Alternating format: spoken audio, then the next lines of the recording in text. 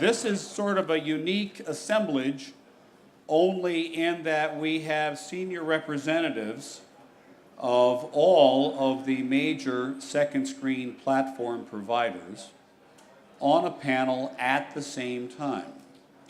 And note that just as I say that, I will apologize that our first panelist to be introduced was unable to make it.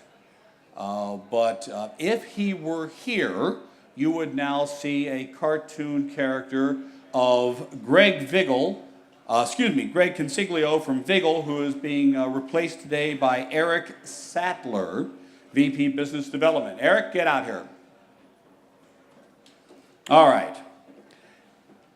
Next in line, and this one, the cartoon character will be accurate.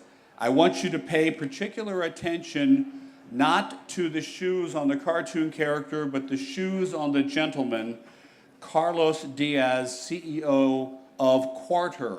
Check out the red sneakers, guys. He doesn't have his red sneakers on. Find a seat, find a microphone. All right. Now, the next one is the guy who's actually responsible for the whole superhero shtick.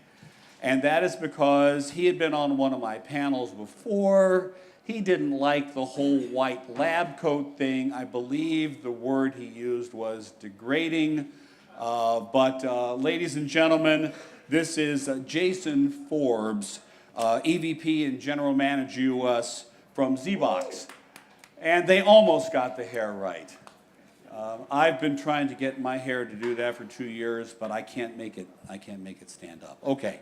Next in line is the Chief Marketing Officer from Connect TV, Mr. Stacy Jolna. Now that's a pretty accurate. I sort of like that one, Stace.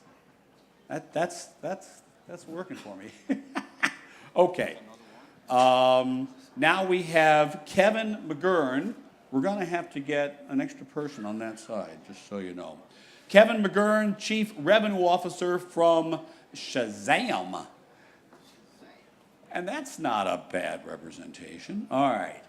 Now, for those of you who have a little bit of history in this space, at one point in time, there was a merger that was supposed to happen between Vigil and Get Glue, and I, for one, was dying to introduce somebody from a company which would have been renamed Giggle, but that didn't happen. In point of fact, I.TV, the right letters in the name, but you have to remove the dot. Brad Pilo is CEO of I.TV, and they've just acquired Get Glue. Brad? Where's your cartoon? Well, now that's sort of interesting. All right, move over a bit and please hand Brad. Everybody's sessions are on my laptop except for Brad. He had to be different. He has to have his own, so there's his. Okay, and lastly, we have a special agent provocateur who has just recently completed a summer at the Turner Media Camp, which might sound like something where you learn how to play the flute and snare drums and band camp and all like such as that. In reality, it is an immersive experience, and Mick is here because he can say things on the part of networks that the networks themselves can't say, because they all have business relationships with these guys. It's Mick Darling, CEO of Tomorrowish. That's not bad, Mick. I sort of like that. Spit girl, okay. All right. What we are going to do, and I am then going to shut up, you can applaud later, is we're going to let each of these guys sort of tell us a little bit about what they're doing. They've got 3 minutes. This is the first time that you have seen them all together in one place, and I've asked them to concentrate on what they're doing with their consumer products. And we are going to talk about this space and what makes these guys different and the problems that they've encountered and their plans going forwards. But first, we're going to hear from Eric Sattler at Vigil. You have a microphone that works? All right. I believe so. If we bring up my computer screen, look at those guys. Dear Lord Almighty. Okay. We have Vigil. There you go. I'm just glad I was a last-minute substitution because no one wanted to see me in spandex up there. Wouldn't have been pretty. So to get started from the Vigil side, thank you all for having me today. I think the best place to start, it's been the last 2 years in social TV have been very interesting, and I think all of our thoughts around the space have evolved. I think Vigil's view is the media landscape, broadly speaking, not just TV, is very crowded. TV, music, movies, live entertainment, consumers have a lot of choice.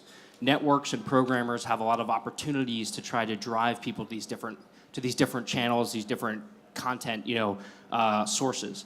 And Vigil, our view on this is we want to help drive that decision making. So while we're starting in TV, and I'll talk a little bit about where we're going in a minute, we believe that we are creating a loyalty program to help drive promotion of entertainment content and also help connect advertisers to those individuals. We do this by using an incentive layer. So we give people points, we give people product to help try out specific shows. Watch a show, Rogue, that's exclusive to DirecTV on Wednesday night versus checking out a show on Fox, for example. From a product standpoint, we're a mobile app. We use ACR. I know that's kind of table stakes for a lot of these companies these days. But the main point is when you check into a show, we deliver targeted advertising. We deliver second experiences like real-time polls and questions and trivia, sports fantasy apps, as well as the network apps themselves. And ultimately, you can go into the rewards catalog and cash out. So just to step back for a second, our two businesses are entertainment promotion, so media companies pay us to promote their content, their programs, and then marketers pay us to connect to verified audiences. Because we know you're watching American Idol, we can hit those users. Because we know you're playing a game, watching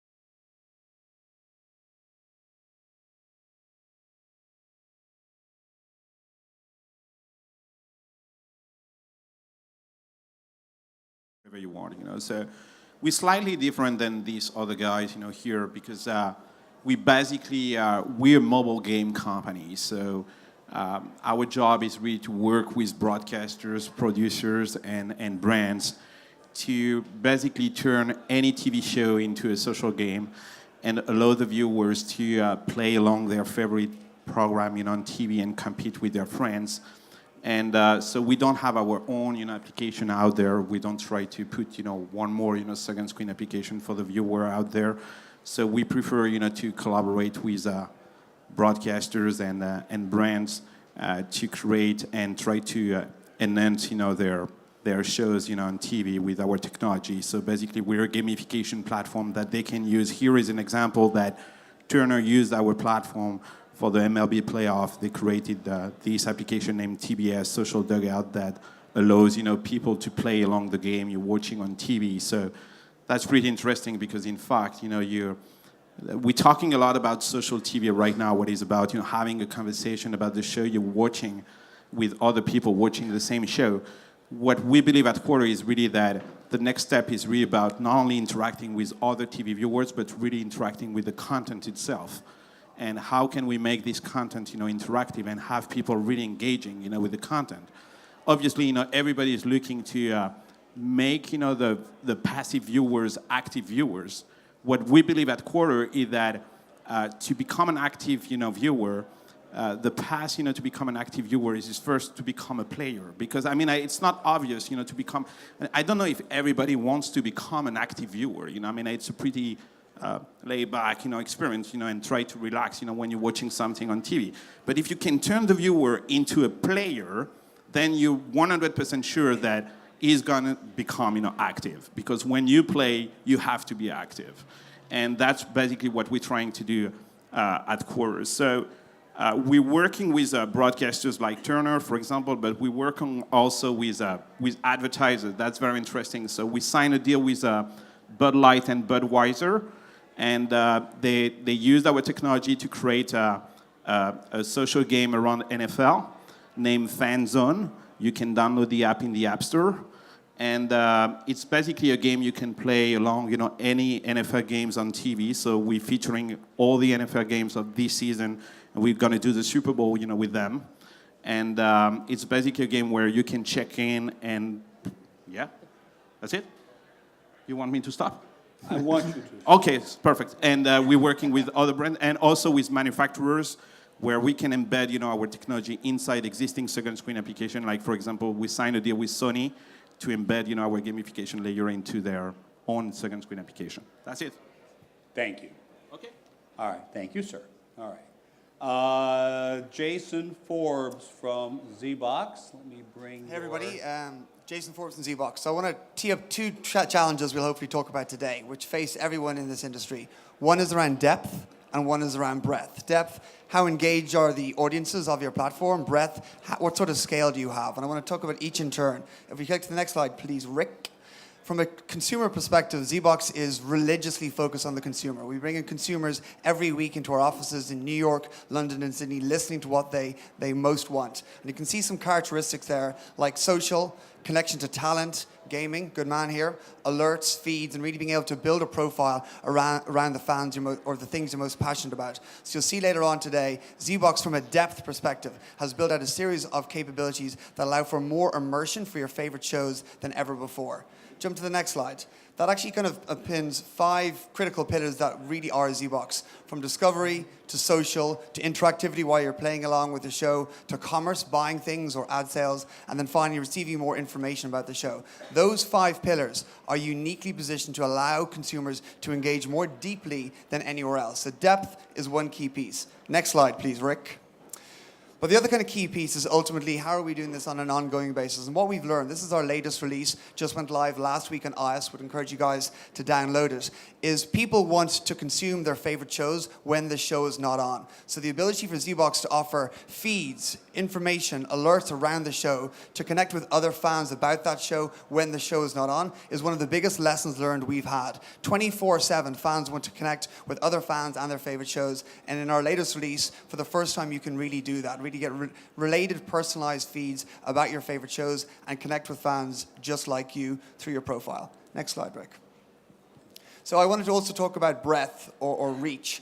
So one of the big challenges we all have, okay, is we ultimately, as networks think about decisions around the second screen, they're thinking Facebook, they're thinking Twitter. So ultimately, we need the kind of scale to allow us to have a compelling offering for as many networks as possible for those consumers. This is an example here with Fox, with MasterChef Junior. We did this a couple of weeks ago towards the finale.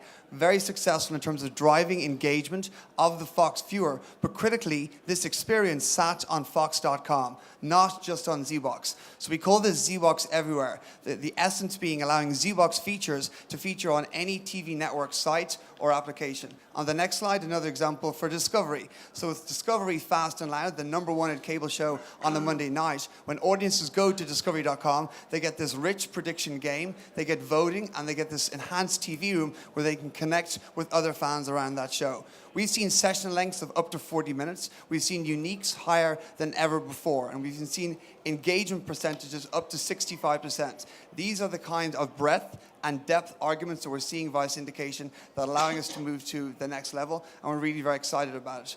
And on the last slide, really what it tees up is as we think about the marketplace in 2014, there are 6 key characteristics. Meeting those consumer needs, enabling networks to reach their core goals, offering networks these capabilities for zero cost, offering features at scale, and most importantly, offering benchmarks bottom right, so that networks and ourselves can understand how are consumers engaging with these new experiences that we offer. So looking forward to chatting a little bit more in just a few minutes. Thank you very much. All right, next we have Stacy Jolna, Chief Marketing Officer from Connect TV. So good morning. There are clearly some terrific ideas around social TV, and what our business did was point us to what we believe consumers really want to do as a companion experience with their favorite television show. What networks want to do in terms of driving tune-in engagement, what brands wish to do to create a more direct marketing experience. And that's where our business took us. Doc, if you can go to the next slide, and just keep, there we go. So our mantra is watch, clip, share. We're all about video at Connect TV. So allowing users for the very first time to clip that favorite 6-second moment of the show that they're watching live, and be able to personalize it with a comment, and then one-touch share it with their entire social sphere on Twitter, on Facebook, etc. Let's go to the next slide, Rick. So the first experience, and you could just pound it out till we get to the end of the slide there. The first experience you get on Connect TV is a discovery experience where you can see what everybody else is clipping and how they're personalizing it with cute comments within that 6-second clip. Find the top clips, the most popular, the latest clips. Do a smart search by actor, by name of show, by genre of programming, sports, reality, talk, etc. And then clip it good. So keep going, Rick, until we pound it out there. So you can take that 6-second snippet, add a personal comment on screen, customize the font, make it the color you want, the size you want, the type of font you wish. It's really simple. And then one touch, it goes out to all your friends in the social sphere. Next.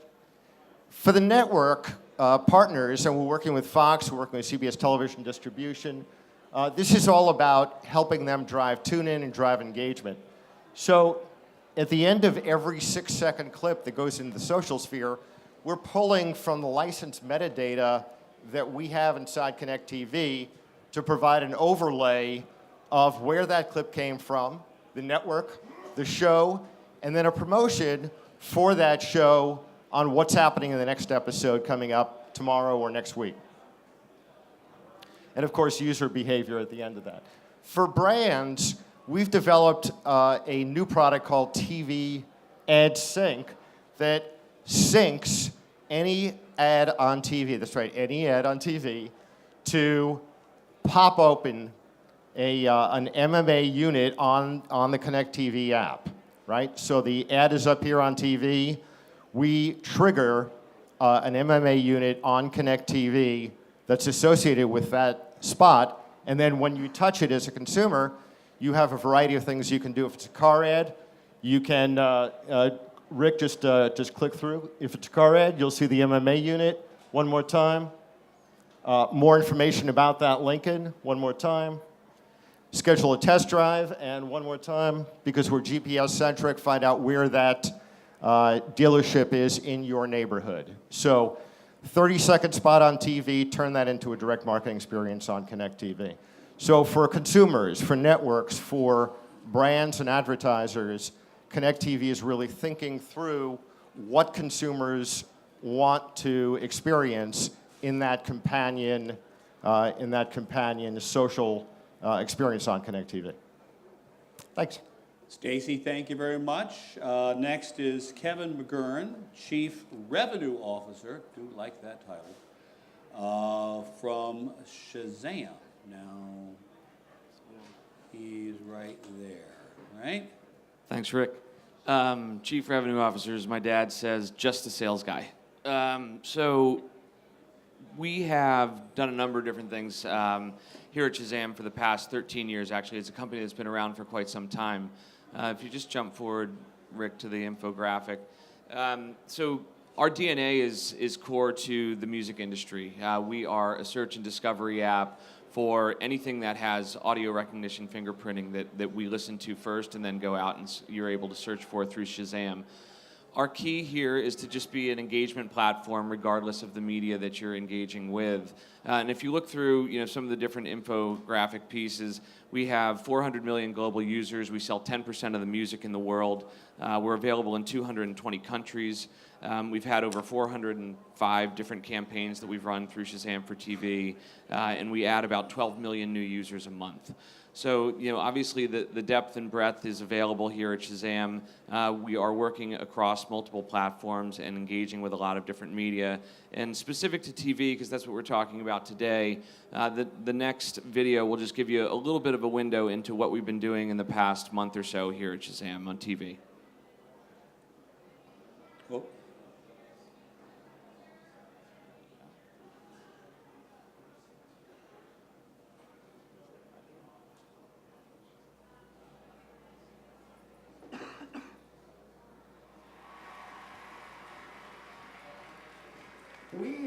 We'd like to suggest that you get your phones out now.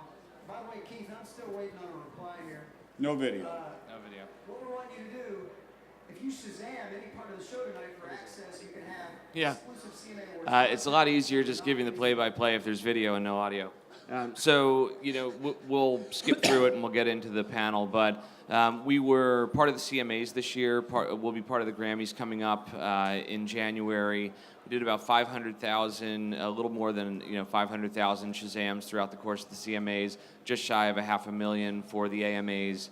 Lots of different points of engagement through television network tune-in, through television network programming. We were just part of Glee, their holiday mid-season finale on last Thursday night. So you'll see a lot more from us, but the biggest thing that I would want to leave you guys with is that I come to this world as someone who's engaged with marketers and advertisers and agencies for the better part of my career, the last 15 years. And what we want to do here at Shazam is be relevant on every line item of your media plan. We want to be broadcast in cinema, online, radio, and then some new technologies that we'll be putting out through the course of the spring that get you engaged in places like retail and in live environments. So again, one of the most prolific audio recognition technologies will be cross-platform more and more in 2014, and we'll be starting with the Grammys and working through the Super Bowl and on through all of the other large events that occur on TV. So we're pretty excited. New team, new focus, and a lot of different things happening for us in the new year. Thank you. I do have to comment that Shazam has now fallen into the rather genericized product description, somewhat like Xerox. I often now see other products and other companies saying they're going to do a Shazam thing on their music, and they're going to do a Shazam thing on something else. So Yeah, there's a lot of, we're the Shazam of out there.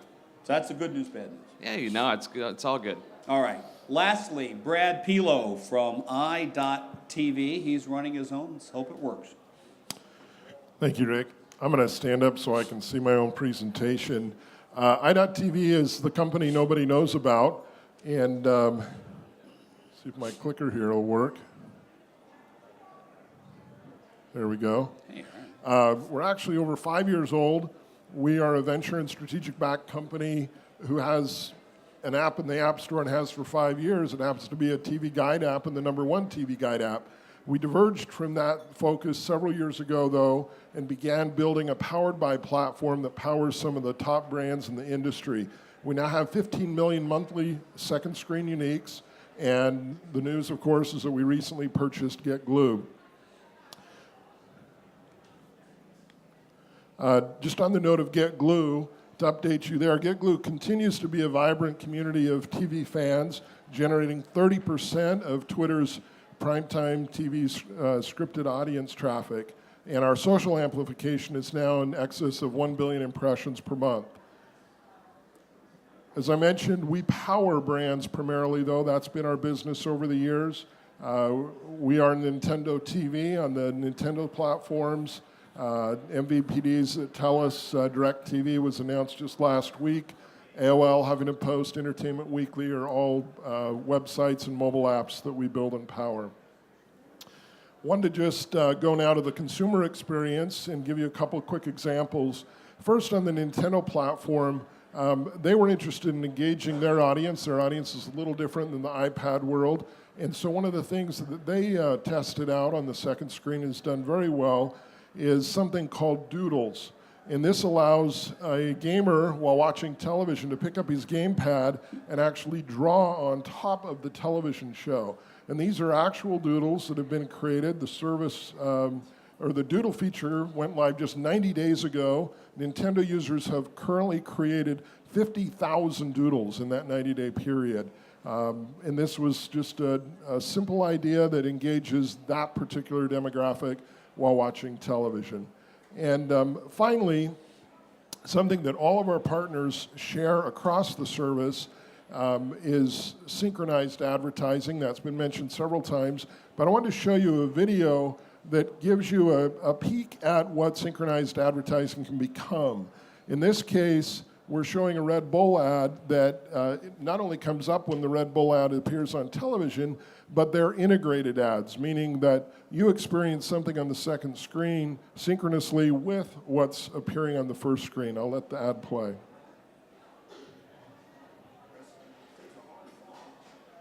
The basketball game in the background. This is the user experience in the foreground on their tablet. Cuts to a commercial.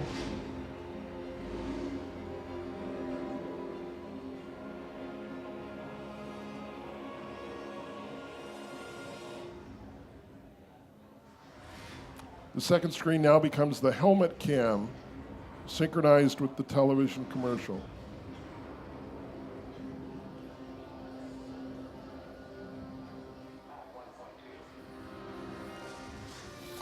We've done 3 tests with this experience thus far.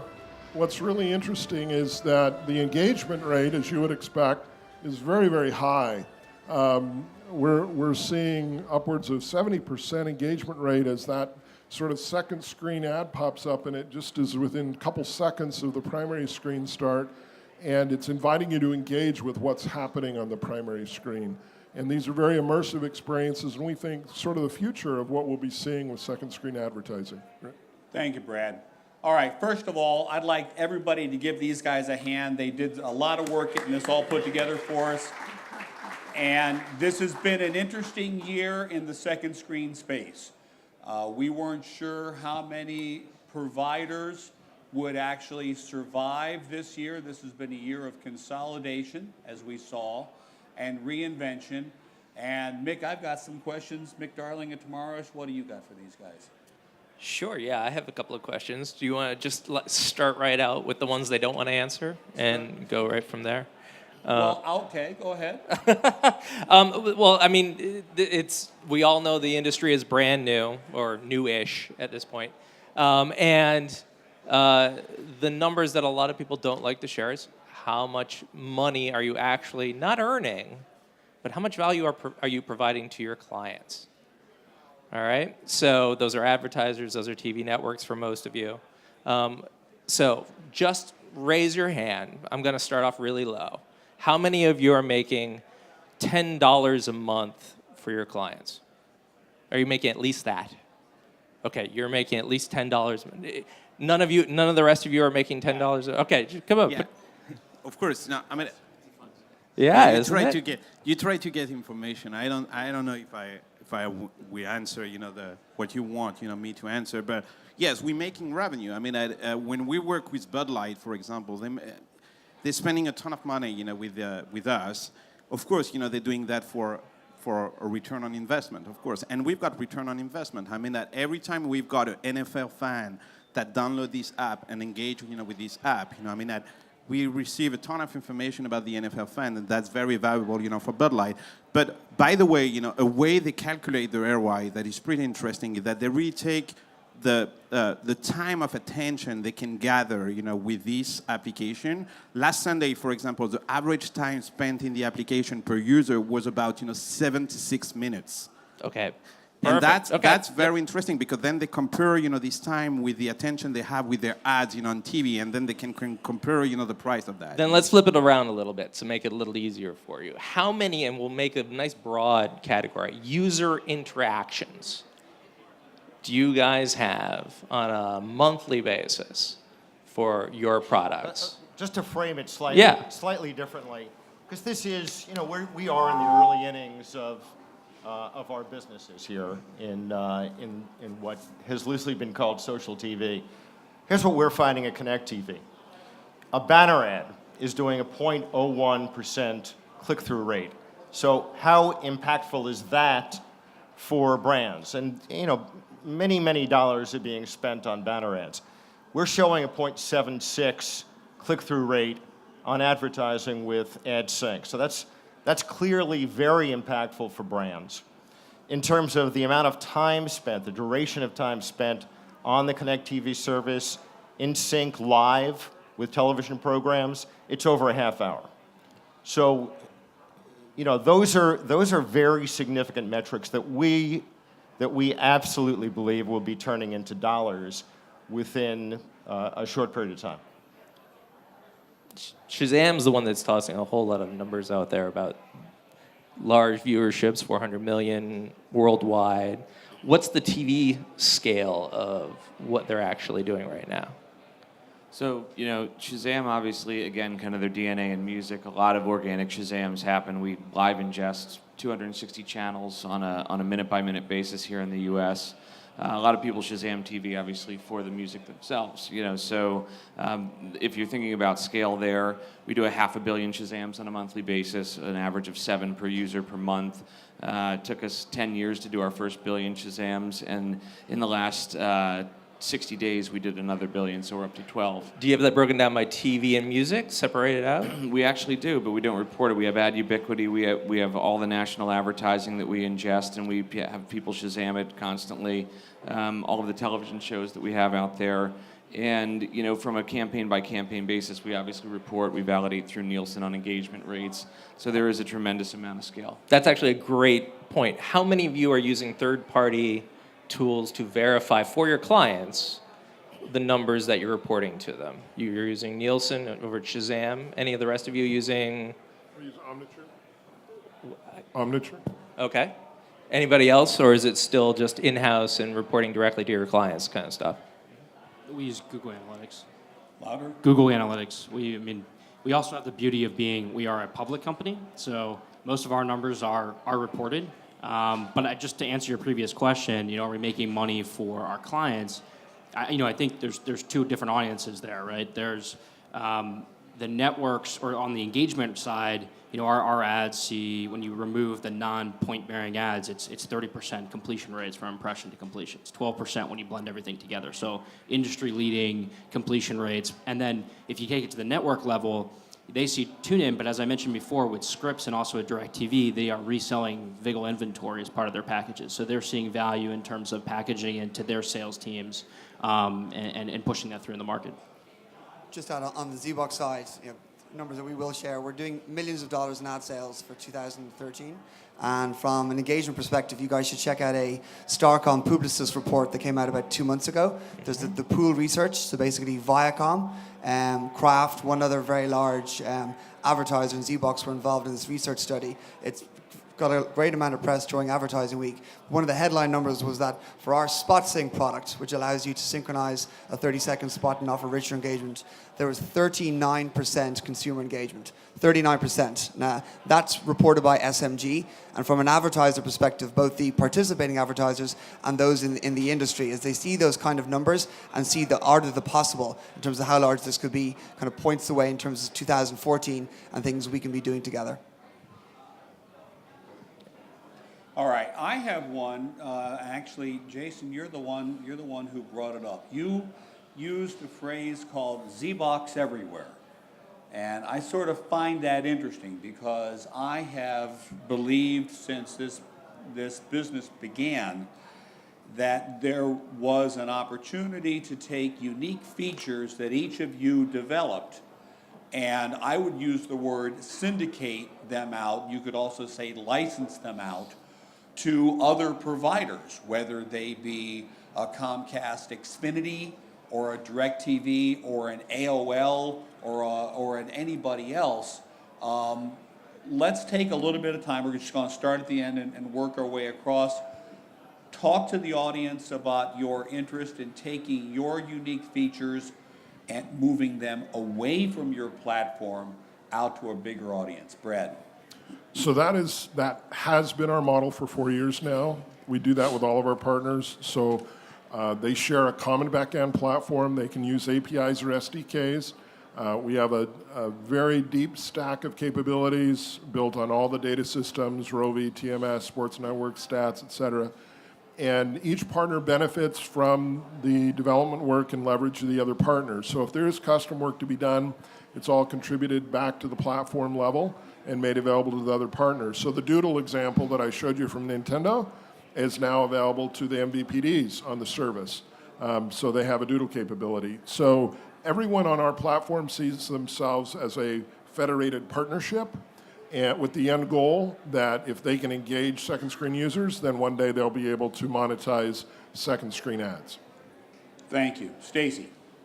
Connect TV built a very powerful platform for syncing, sharing, clipping, really sharing content of any sort. We're backed by the top 10 local broadcast media companies, Hearst, Cox, Belo, Scripps, et cetera. Syndication is very much a part of the plan, has been from the beginning, where Connect TV will be embedded into other venues for MSOs, for media companies, et cetera. So we love that plan. We love being out there and working with an array of partners over the next several years. Terrific. Jason.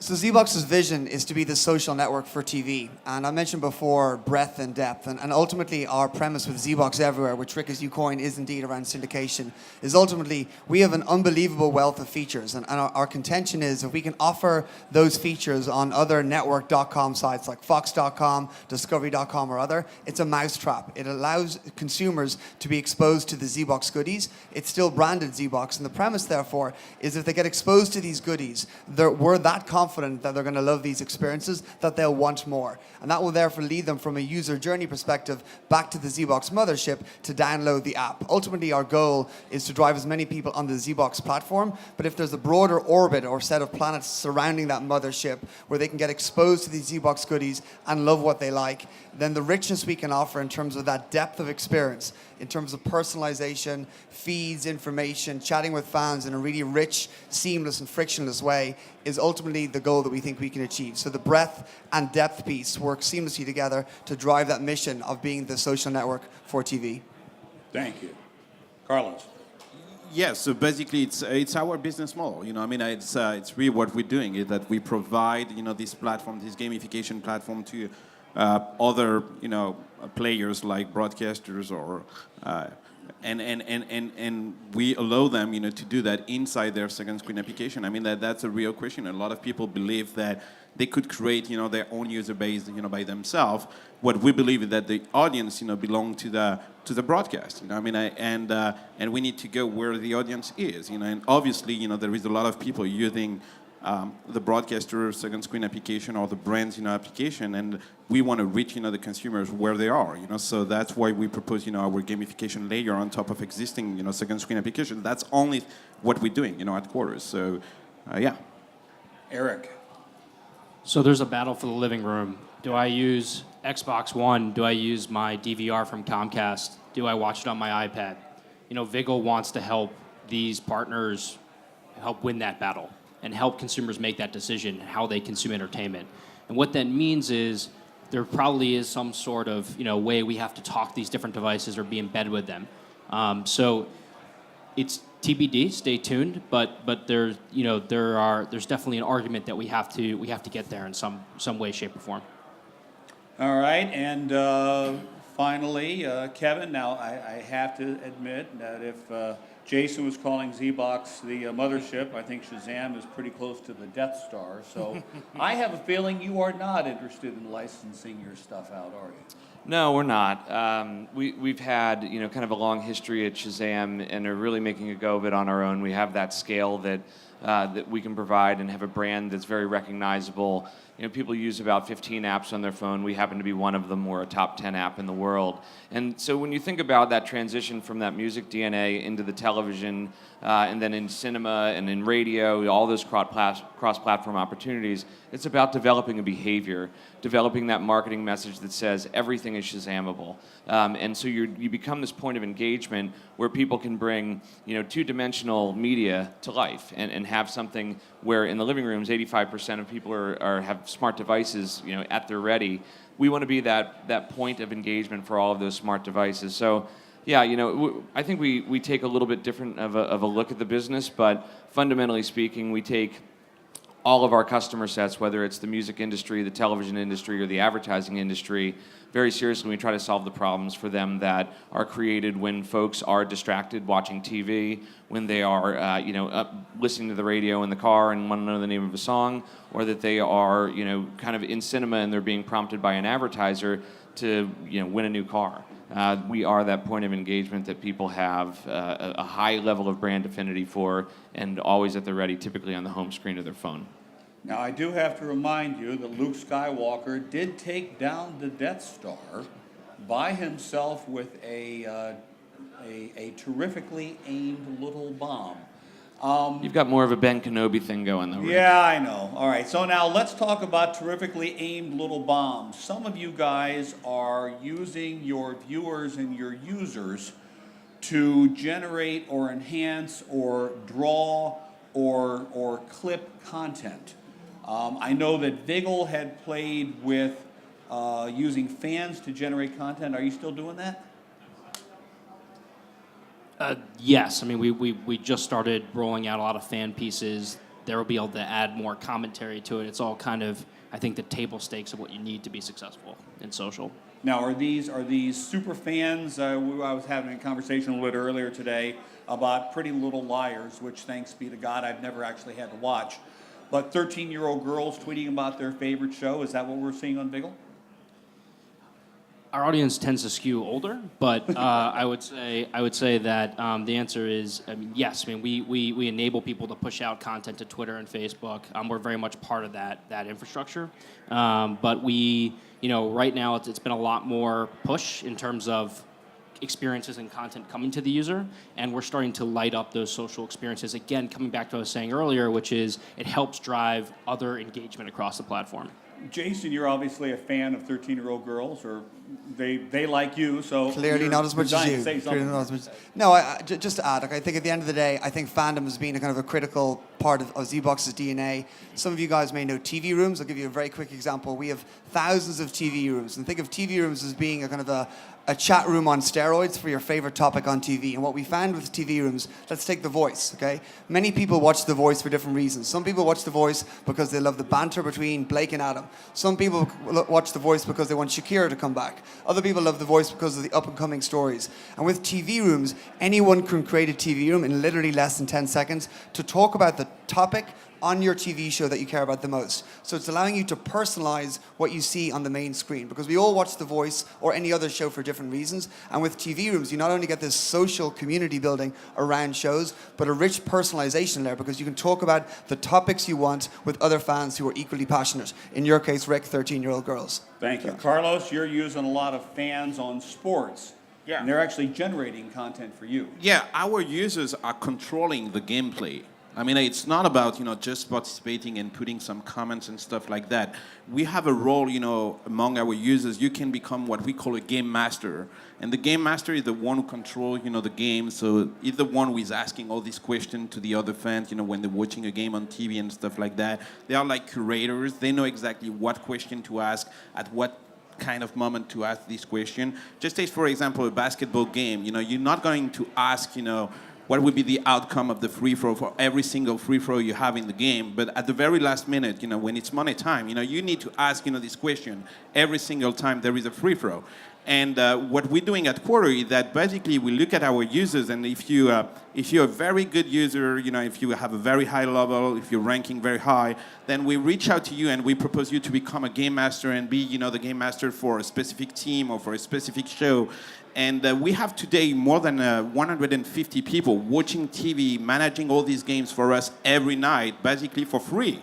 And we also apply, gamification to them. So basically, when you start a game master, you game master level 1, you won't be paid, etc. And then you can be game master level 5 and do the Super Bowl and get paid, for managing the game. So that's very interesting, way also to engage users. All right, and I would say that I would wait for Shazam to do an American Bandstand and let 405 million viewers rate the latest song because it's got a good beat, but you're not actually doing that, are you? We do a number of things on TV. We are a voting mechanism in the X Factor right now, so we're responsible for about 10% of the votes that happen in the X Factor. You can think of us, I've heard a lot of really cool things, and I think the functionality for us, what we always want to do is we want to leave that up to the marketers and the television networks themselves. We're the point of engagement to get you there. All of the creativity, all of the different innovations, all of the underpinnings for the technology exist. HTML5, that result comes through. The biggest thing for network television that we've found, and Twitter has found as well, is that they need scale. They absolutely need scale in order to make things meaningful. And obviously this is early days in the business, and we're developing that behavior, as we mentioned. But in all honesty, you have to have that scale as a table stake to get into television network programming, and do so when you're engaging audiences for advertisers as well. All right, now we're going to close, and I'm going to ask each of you. I'm closing. It says close. I'm closing. You've got 100 pennies in front of you. You have the ability to divide them up into 2 pots to concentrate on earning money for your television network partners or building audience for your television network partners. How many pennies do you put in each effort? Brad? I'd actually split them about 60-40. I'd put 60 into the audience building category and 40 at this stage into the revenue building category. Okay. Stacy? I'd put it all into tune-in and engagement for my partners. That translates into revenue for them. Jason? I'll be the opposite. I'll be about 90% towards consumers. At the end of the day, you build a great product that consumers love, advertisers will follow. Yeah, same for us. It's really about creating engagement with the TV viewers. That's the main focus for now. If you've got that, then the revenue will come after. That's for sure. Okay, Eric, Biggle? We're probably about 50-50, and the reason I say that is we need users, but the network partners are a gating item on I think growth for our users and access to the content that we put into our app, similar to Shazam. So we need them to make money, and we need to grow the pot, and we have to do it all together. Shazam? Yeah, I mean, for us, it's the same thing. When you look at audience building or you look at engagement, those things drive ratings, and ratings mean money for advertisers and for networks by way of advertisers. And if we can build tools that the networks can package up and sell as part of their overall TV spend into the advertising agencies, then we're winning all around. All right, ladies and gentlemen, Eric Sattler, Carlos Diaz, Jason Forbes, Stacy Jolna, Kevin McKern, Brad Pilo, Mick Darling from Tomorrowish, the superheroes of the second screen. Thank you all very much. Thank you.